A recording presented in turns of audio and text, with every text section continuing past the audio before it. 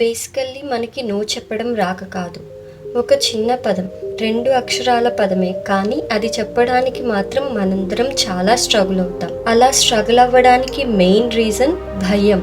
మనం లైఫ్లో ప్రతి చిన్న వాటికి ప్రతి ఒక్కళ్ళకి ఎస్ చెప్పి అలవాటైపోయి సడన్గా నో చెప్తే వాళ్ళు నా గురించి ఏమనుకుంటారు, వాళ్ళు హర్ట్ అవుతారేమో, లేదంటే ఆ ఎంజాయ్మెంట్ని మనం మిస్ అవుతామేమో, కొన్నిసార్లు అవతలి వాళ్ళను మనం తక్కువ చేస్తున్నామేమో, లేదా ఈ రిలేషన్షిప్ ఎక్కడ పాడవుతుందో అనే భయంతో మనం అది ఇప్పుడు ఇంపార్టెంట్ కాదు అని తెలిసినా, లేదా మనకు ఆ పని చేయడం ఇష్టం లేకపోయినా దానికి ఎస్ చెప్తాం.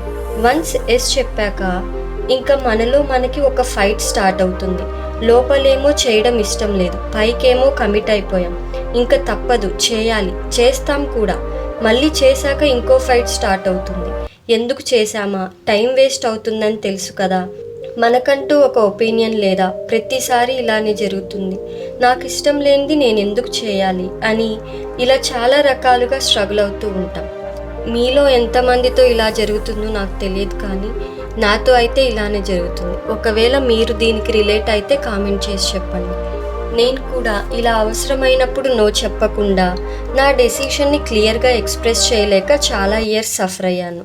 ఆఫ్టర్ దట్ నేను రియలైజ్ అయింది ఏంటంటే, నేను ఇప్పటి వరకు ఎస్ చెప్పిన పనులలో నేను లేకపోయినా ఆ పని జరిగిపోతుంది, లేదా ఆ పని నేను తర్వాత అయినా చేసుకోవచ్చు, కానీ నాకు నో చెప్పడం రాని కారణంగా నాకు నచ్చని పనిని, లేదా అదే టైంలో నేను స్కెడ్యూల్ చేసుకున్న వర్క్ని పెండింగ్లో పెట్టి అవసరం లేని వాటికి ఎస్ చెప్పి తర్వాత బాధపడేదాన్ని. ఎస్ చెప్పడం తప్పు అని నేను చెప్పడం లేదు, కానీ ఎప్పుడు చెప్పాలి ఎప్పుడు కాదు అనే క్లారిటీ మనకు ఉండాలి. ఇక్కడ మనం అర్థం చేసుకోవాల్సింది ఏమిటంటే, ఎస్ చెప్పడం ఎంత ఇంపార్టెంటో నో చెప్పడం కూడా అంతే ఇంపార్టెంట్. ఎస్ చెప్పడం ఇంపార్టెంటా, నో చెప్పడం ఇంపార్టెంటా? ఈ రెండిట్లో ఏది ఇంపార్టెంట్ అని చూసుకుంటే నో చెప్పడమే ఇంపార్టెంట్. ఎందుకంటే మనం ప్రతి దానికి ఎస్ చెప్తుంటే ఈ ప్రపంచం మనల్ని తన అవసరాలకి వాడుకుంటుంది. అలాగే దేనికైనా ఎస్ చెప్పేటప్పుడు ఎంత క్లియర్గా కాన్ఫిడెంట్గా చెప్తామో నో కూడా అంతే క్లియర్గా కాన్ఫిడెంట్గా చెప్పాలి. కొన్నిసార్లు చూద్దాంలే చేద్దాంలే అనే కన్ఫ్యూజ్డ్ టైప్ ఆన్సర్స్ కూడా ఇస్తూ ఉంటాం. దీంతో కూడా ప్రాబ్లమ్స్ వస్తాయి. మన డెసిషన్కి ఒక వాల్యూ లేకుండా పోతుంది. చెప్తే ఎస్ చెప్పాలి, లేదా క్లియర్ నో చెప్పాలి. ఇలా కాన్ఫిడెంట్గా చెప్పాలి అంటే మనకు లైఫ్లో ఇంపార్టెంట్ ఏంటి, అన్ఇంపార్టెంట్ ఏంటి అని క్లారిటీ ఉండాలి. ప్రతి ఒక్కరి లైఫ్ డిఫరెంట్. మీకు ఇంపార్టెంట్ అయినది అవతలి వాళ్ళకి కాకపోవచ్చు, అవతలి వాళ్ళకి ఇంపార్టెంట్ అయినది మీకు ఇంపార్టెంట్ కాకపోవచ్చు. కాబట్టి ముందు మీకు ఏది ఇంపార్టెంటో ఏది అన్ఇంపార్టెంటో మీకు మీరు డిసైడ్ చేసుకోవాలి. ఇక్కడ 2 కేసెస్ వస్తాయి. ఫస్ట్ కేస్, అసలు మీకు ఆ పని చేయడమే ఇష్టం లేదా? అలాంటి కేసులో మాత్రం ఎటువంటి కన్ఫ్యూజన్ లేకుండా క్లియర్ నో చెప్పేయాలి.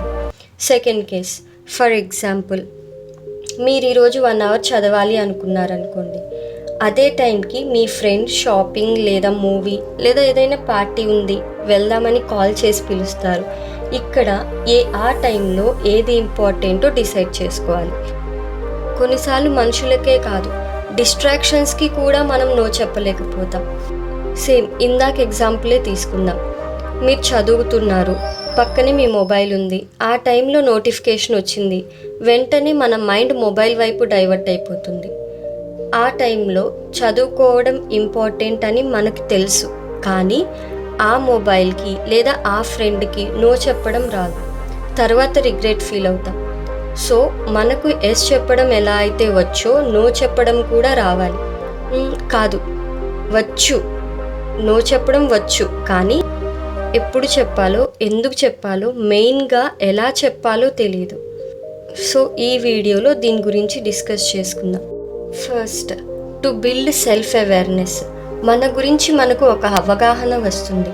మనం కొన్ని వస్తువులకు, కొన్ని విషయాలకు లేదా కొన్ని పనులకు ఎందుకు ఎస్ చెప్తున్నాం, అలాగే కొన్ని పనులకు ఎందుకు నో చెప్తున్నాం. ఇలా మనకంటూ ఒక క్లారిటీ ఉంటే మనం ఈజీగా ఇంపార్టెంట్ అయిన వాటికి ఎలా ఎస్ చెప్పగలమో, అలాగే అన్ఇంపార్టెంట్ వాటికి కూడా నో చెప్పగలం. ఏదైనా పనికి లేదా ఎవరికైనా ఎస్ చెప్పే ముందు ఒక్కసారి ఎందుకు, ఎందుకు ఎస్ చెప్తున్నాం అని క్వశ్చన్స్ చేసుకోండి. అలాగే దేనికైనా నో చెప్పే ముందు కూడా ఎందుకు అని క్వశ్చన్ చేసుకోండి. ఫర్ ఎగ్జాంపుల్, మీరు చదువుతున్నారు, అదే టైంలో మీ మైండ్ మీకు మొబైల్ చూద్దామని చెప్తుంది. అది చేసే ముందు, ఆ పని చేసే ముందు ఒక్కసారి ఎందుకు అని అడగండి. ఎందుకు నేను ఇప్పుడు మొబైల్ చూడాలి, నేను మొబైల్ చూడాల్సిందేనా? ఇలా మనతో మనం క్వశ్చన్ చేసినప్పుడు మన గురించి మనకు అవగాహన పెరుగుతుంది. ఇలా అడిగినప్పుడు ఎస్ ఇది నాకు ఇంపార్టెంట్ అని అనిపిస్తే ఎస్ చెప్పండి. ఒకవేళ నో, నాకు ఇప్పుడు ఇది చేయడం ఇంపార్టెంట్ కాదు అనిపిస్తే నో చెప్పండి, ఆ పని చెయ్యొద్దు. Second, to cultivate self discipline. దీంతో మన లైఫ్లో సెల్ఫ్ డిసిప్లిన్ పెరుగుతుంది. కానీ ఇది చేయడానికి చాలా ధైర్యం ఉండాలి. ఎందుకంటే మనందరికీ ఎంజాయ్మెంట్ అంటే ఇష్టం. మన మైండ్ యొక్క స్వభావమే ఎంజాయ్ చేయడం. దానికి బోరింగ్ పనులు నచ్చవు. ఒక్కోసారి మన లైఫ్లో వేటికైతే మనం నో చెప్పాల్సి వస్తుందో అవి చాలా ఎంజాయబుల్ మూమెంట్స్ అయి ఉంటాయి. ఫర్ ఎగ్జాంపుల్, మీరు ఏదైనా ఎగ్జామ్ని క్రాక్ చేయాలి అని ప్రిపేర్ అవుతున్నారు. అదే పీరియడ్ ఆఫ్ టైంలో రిలేటివ్స్ ఫంక్షన్ అనో లేదా ఫ్రెండ్స్ పార్టీ అనో ఇన్వైట్ చేస్తారు. మనకు ఆ ఎంజాయ్మెంట్ మిస్ అవుతున్నామే అనే బాధ ఉంటుంది. అలాంటి వాటికి నో చెప్పడం చాలా కష్టంగా ఉంటుంది. ఇక్కడ నో చెప్పడానికి మనకి సెల్ఫ్ డిసిప్లిన్ చాలా అవసరం అవుతుంది. ఈ టైంలో నాకు ఎగ్జామే చాలా ఇంపార్టెంట్, నేను దీని మీదనే ఫోకస్ చేయాలి అనే క్లారిటీ మనకుంటే మనం దానికి ఈజీగా నో చెప్పగలం. Third, time is more valuable. సమయం విలువ తెలుసుకొని దాన్ని సమర్థవంతంగా ఉపయోగించడం. మనందరికీ లిమిటెడ్ టైం మాత్రమే ఉంది. దాన్ని ఎలా ఉపయోగించుకోవాలి అనేది మాత్రం మన చేతుల్లోనే ఉంటుంది. ఫర్ ఎగ్జాంపుల్, టైంని మనీతో కంపేర్ చేసుకుందాం. సపోజ్ మన దగ్గర చాలా కొద్దిగా క్యాష్ ఉంది, మన చేతిలో కొద్దిగా లిమిటెడ్ క్యాష్ మాత్రమే ఉంది. దాన్ని మనం ఎలా పడితే అలా, ఏది పడితే అది కొని ఖర్చు చేసేస్తామా? లేదు, దాన్ని జాగ్రత్తగా యూజ్ చేస్తాం. సో టైంని మనీలా యూజ్ చేయండి. మనీ అయినా తిరిగి సంపాదించవచ్చు, కానీ గడిచిపోయిన టైంలో 1 సెకండ్ని కూడా తిరిగి సంపాదించలేము. దాన్ని సరైన చోట ఉపయోగిస్తేనే మన లైఫ్కి ఒక అర్థం మిగులుతుంది. కాబట్టి మనకున్న లిమిటెడ్ టైంని వేస్ట్ చేయకుండా యూజ్ చేసుకుందాం. మనం టైంకి వాల్యూ ఇచ్చినప్పుడే మనం నో చెప్పాల్సిన వాటికి నో చెప్పగలం. అలాగే అవతలి వాళ్ళ టైంకి కూడా రెస్పెక్ట్ ఇవ్వగలం. Fourth, ask this magic question, is this really necessary? ఏదైనా పని చేసే ముందు, ఏమైనా అనే ముందు, ఎవరికైనా ఎస్ చెప్పే ముందు ఈ ఒక్క క్వశ్చన్ అడగండి. నేను ఇది చేయడం నిజంగా అవసరమా? నేను ఈ పని చేయాల్సిందేనా అని అడగండి. ఎందుకంటే కొన్నిసార్లు మనకు దాని అవసరం ఉండదు, కానీ మనం దానికి ఎస్ చెప్తాం. ఫర్ ఎగ్జాంపుల్, మీరు ఆఫీస్ నుండి టైర్డ్గా ఇంటికి వచ్చారు. రిలీఫ్ అవుదాం అనుకొని కొంచెం సేపు సోషల్ మీడియాకి ఎస్ చెప్పారు. అది 1 అవర్ 2 అవర్స్ మీ వాల్యుబుల్ టైంని తినేస్తుంది. అదే టైంలో మీ లైఫ్కి వాల్యూ ఇచ్చే పనులు కూడా చేయొచ్చు. మీరు మీ ఫ్యామిలీతో టైం స్పెండ్ చేయొచ్చు, మీ పేరెంట్స్తో మాట్లాడొచ్చు, మీ పిల్లలతో మాట్లాడొచ్చు, లేదా సెల్ఫ్ హెల్ప్ బుక్ చదవచ్చు. ఇది మీ మధ్య బాండింగ్ని స్ట్రాంగ్ చేస్తుంది. అలాగే వాళ్ళ లైఫ్కి కూడా మీరు వాల్యూ యాడ్ చేసినట్టు అవుతుంది. సో సోషల్ మీడియాకి ఎస్ చెప్పే ముందు నిజంగా ఇది నాకు అవసరమా అని క్వశ్చన్ చేయండి. అప్పుడు మీకు దేనికి ఎస్ చెప్పాలి, దేనికి నో చెప్పాలి అనే క్లారిటీ వస్తుంది. మీరు ఈజీగా నో చెప్పగలరు. ఇవి మీకు అర్థమైతే మీరు వేటికి ఎస్ చెప్పాలి, వేటికి నో చెప్పాలి, ఎందుకు వాటికి ఎస్ చెప్పాలో, ఎందుకు వాటికి నో చెప్పాలో అనే క్లారిటీ వస్తుంది. మన లైఫ్ మీద మనకు క్లారిటీ ఉంటే నో చెప్పడం ఈజీ అవుతుంది. వస్తువులకైతే కష్టమైన ఎలాగో అలా నో చెప్పగలం, కానీ మనుషులు హర్ట్ అవుతారేమో. ఎస్, అవునండి, కన్ఫామ్గా హర్ట్ అవుతారు. మరి ఎలా? దీనికి ఒకటే solution, give them a valid reason why you are saying no. ఆ పనికి లేదా వాళ్లకు ఎందుకు నో చెప్తున్నారో ఒక ఖచ్చితమైన రీజన్ ఇవ్వండి. దానికి కారణం చెప్పండి. అది కూడా హార్ష్గా కాదు, పొలైట్గా, ఉన్నది ఉన్నట్టుగా. నేను ఇది చేయలేను because of so and so reason. దీనివల్ల కూడా హర్ట్ అవ్వచ్చు. 2 times హర్ట్ అవుతారు, 3 times హర్ట్ అవుతారు. దాని తర్వాత ఓకే, తను అంతే అని అర్థం చేసుకుంటారు. ఇక్కడ ఏమవుతుందంటే ప్రతి ఒక్కరికి వారికి తగ్గట్టు ఒక ఇమేజ్ అనేది ఉంటుంది. ఎలా అంటే వీడింతే, ఎంత చెప్పినా వినడు అని. లేదా తను ముక్కుసూటిగా మాట్లాడతాడు, ఏదైనా ముఖం మీదే అనేస్తాడు, వీడు అందరినీ గుడ్డిగా నమ్మేస్తాడు అని. ఇలా ప్రతి ఒక్కరికి ఒక ఇమేజ్ అనేది ఉంటుంది.